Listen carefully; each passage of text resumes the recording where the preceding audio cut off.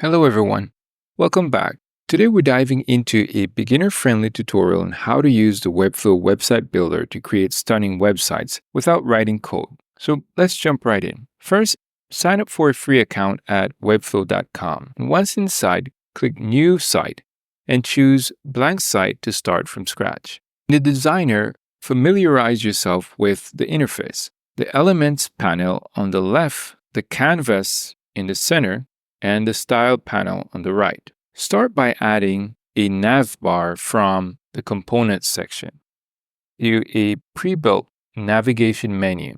Next, let's add a section for your hero area. And then let's change the height to 300.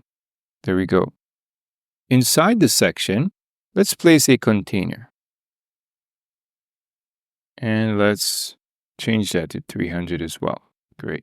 Then let's add a heading. There we go. And we're going to call this full service spa.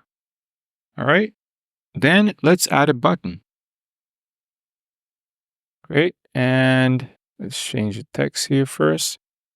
And we're going to say learn more. Great. All right. So let's wrap this in a div block. And we're going to move this down a bit. There we go. Great. All right, so now you can go ahead and customize your heading. Let's just change this. Okay. And then you can also change the font right here in the style panel. You can also change the text, change the color. All right, so you can do the same for the button. Change its label, its style, and you can also go ahead and add a link. And we're going to call this, let's see, http www.spa.com. Great, so to add a background image to your hero section, just select the section and go to the background settings in style and upload your image. So let's do that. Choose image. Let's use this one, and then let's click on contain. There we go. All right, so great. We want to add more sections. Simply drag in a new section.